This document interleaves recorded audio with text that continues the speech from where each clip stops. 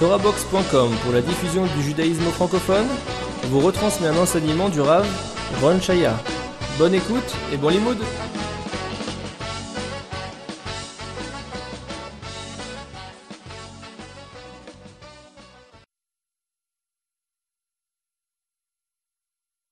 Ce shiur est dédié à la Ilou Neshama, l'élévation de l'âme de Sassi Smila Bar Zaiza Zechrono Livracha. Aujourd'hui, nous sommes quelques jours avant Hanouka. Mitzvah très importante. On va faire le Hallel. Pendant 8 jours, on va dire le Hallel avec Bracha. C'est la seule fête où on dit tellement de fois le Hallel avec Bracha. La seule fois de l'année. C'est une fête, c'est vrai, qui est tardive dans l'histoire. C'est 264 avant l'ère commune, vulgaire, je sais pas comment l'appeler, d'accord? Donc c'est la dernière fête qui a été instituée par Chazal, c'est la fête de la Torah Sheba'al Peh, une fête très importante dont on parlera demain éventuellement sur tous les principes très profonds qui gèrent cette fête. Mais aujourd'hui on va parler plus de la halacha, les lois. Pour vous dire simplement que la loi elle n'est pas compliquée, il faut allumer des bougies le soir, mais la halacha dit que quelqu'un qui n'a pas d'argent, il vend sa chemise pour acheter les bougies. Donc c'est une mitzvah très très importante. Il y a du Pirsum Menissa, on va publier le miracle que Dieu a fait, donc il faut faire cette mitzvah comme il faut. De plus, le Talmud dit dans le traité Shabbat, c'est une sgoula, c'est un truc très bien pour avoir des enfants Talmidei Chachamim, et qu'est-ce que nous voulons de mieux dans notre vie que d'avoir des enfants qui sont des gens proches de Dieu, des gens qui connaissent la Torah de Dieu, qui la promulguent. Alors, il y a celui qui fait attention de bien allumer les bougies de Hanouka, il a un mérite spécial d'avoir des enfants Talmidei Chachamim. La mitzvah des bougies se fait pendant la première demi-heure de la nuit, c'est-à-dire dès la sortie des étoiles, qui est environ un quart d'heure après le coucher du soleil, jusqu'à une demi-heure après. C'est le temps où à l'époque les gens étaient encore dans la rue, il y avait Pirsum Menissa, il y avait une promulgation du miracle. On fait des pubs pour le miracle, tous les gens vont dans la rue, rentrent chez eux à la maison, c'est le dernier moment du soir, on peut voir les bougies de Hanouka. Aujourd'hui, ce temps est un peu extendu parce que les gens tournent dans la rue encore plus tard, mais néanmoins, il est certain qu'a priori, le temps de cette mitzvah est pendant cette demi-heure-là, qui va depuis, ici en Israël c'est très simple, c'est 5 heures toutes les années, 5 heures jusqu'à 5h30. À l'étranger, il faut prendre un calendrier, voir où on se trouve d'après le fuseau horaire, d'accord, et voir le temps du coucher du soleil, tu prends environ un quart d'heure, 20 minutes après, c'est sortie des étoiles, et tu comptes une demi-heure de ce moment-là. Cette demi-heure-là, entre sortie des étoiles et une demi-heure après, c'est le temps idéal pour allumer les bougies de Hanouka. Après, on pourra aussi allumer avec bracha, toute la nuit. Avant, on peut pas. Les Ashkenazim, c'est vrai, certains minagim Ashkenazim le font depuis le coucher du soleil.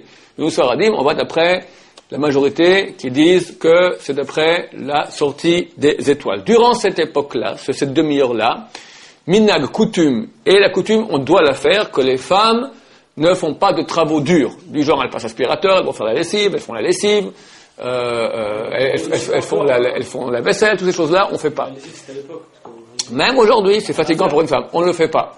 Ce qu'elle peut, oui, faire, et c'est l'occasion, c'est toujours un événement un peu familial, le mari rentre plutôt Bezat Hashem normalement pour allumer les bougies de Hanouka, on allume les bougies, on fait un petit tour en chantant avec les enfants, et après, pendant ce temps, la femme va et elle fait des produits lactés. C'est donc, vu qu'un des miracles de la fête, un des miracles de la fête a été fait par le lait, d'accord, que Yehudit a donné à un des ennemis d'Israël beaucoup de fromage qu'il a endormi, etc. Après, il lui a coupé la tête. Donc pour se souvenir de cela, alors on fait des produits qui sont lactés aussi avec de l'huile, d'accord, parce que le miracle il est avec la petite lampe à huile. Donc qu'est-ce qu'on fait? On fait des souganiotes, traduction en français souganiotes, des beignets, c'est huileux, c'est bon, c'est doux, on le fait halavi avec un peu de lait dedans, et les enfants sont très contents. Alors, faire maintenant, pendant qu'elle met les bougies, la femme, elle prend maintenant l'huile, elle fait des soupes ganignottes comme ça, et tu reviens, il fait froid dehors et c'est bon chaud, ça fait partie de la fête de Hanouka. Surtout aussi qu'on a l'habitude de donner des cadeaux aux enfants, c'est pas leur pépé leur papa qui descend. Vous savez que, je sais pas si c'est vrai. Hein. Toutes les fêtes des chrétiens, c'est vraiment en parenthèse, ça vient de chez nous. À part les fêtes qui parlent de la fin des temps. Alors, ils ont Hanouka, c'est Noël. ils ont Purim, c'est Mardi Gras, ils ont Pessah, c'est Pâques. Pâques, c'est Pasque, Rachid dit en français ancien. Pasque, c'est des pas, faire un pas. Et Pessah, c'est pas que Dieu a fait un pas au-dessus des maisons. C'est vraiment le même nom. Pâques, c'est le nom Pessah, d'accord? Pentecôte, c'est Shavuot. Maintenant, les autres fêtes que nous avons qui concernent la fin des temps, ça commence depuis l'exil qui amène jusqu'à la fin des temps. C'est marqué que le Mashiach, il est né le jour de la destruction du temple. C'est le début de l'époque messianique qui commence à la destruction du temple. Donc, Tisha B'Av, Rosh Hashanah, on parle de la fin des temps, que Dieu va se dévoiler. Yom Kippour et Sukkot, ils n'ont pas. Parce que la fin des temps, pour les chrétiens, pour eux, c'est terminé. Maintenant, vous voyez le rapport entre Hanouka et Noël. Franchement, c'est pas mon sujet, mais je peux pas m'empêcher de le dire. Je ne sais pas si c'est vrai. Peut-être c'est un jeu de mots, c'est tout. Qui est l'héros de Hanouka? Yehuda Maccabi. Yehuda. Comment on dit Yehuda en français? Tous les Yehuda, juifs comme ça, ils sont appelés, non, pas Judas, tu as peut-être connu un français qu'on appelle Judas. Tous les Yehuda, comment ils appellent? Léon. Léon. Pourquoi? Parce que Yehuda, dans la bracha de Yehuda, Gour Aryeh Yehuda. Sa bracha, Gour Aryeh, c'est le petit du lion. Le lion, tous les lions, c'est Léon, d'accord? Tous les Yehuda sont le Maharal de Prague. Morenu Harav, Liva, Maharal, le Maharal, c'est l'acrostiche, rachito de Morenu Harav, notre maître, le Rav, Liva, c'est Léon, d'accord? Son vrai nom, c'était Yehuda, mais Liva en polonais, Liva, c'est Léon, c'est le loup, d'accord? Ok, Léon. Maintenant, chez les chrétiens, on lit à l'envers. Lis Léon à l'envers. Noël. Papa Noël. Alors, je ne sais pas si c'est vrai. En tout cas, ça tombe environ au même moment. Ils auront aussi des cadeaux. Donc, nous aussi, on donne des cadeaux. Enfin, pas eux aussi donnent des cadeaux, comme nous, on donne aux enfants des cadeaux. C'est une melacha qui est donc un travail difficile est interdit. Mais faire les beignets comme ça à l'huile, il n'y a aucun problème. Donc, première chose, pendant l'allumage, pendant cette période de 1 demi-heure, les femmes ne vont pas faire de travaux durs. Chaque fois qu'on a une fête, il y a une mitzvah de faire un repas. Shabbat, il y a 3 repas.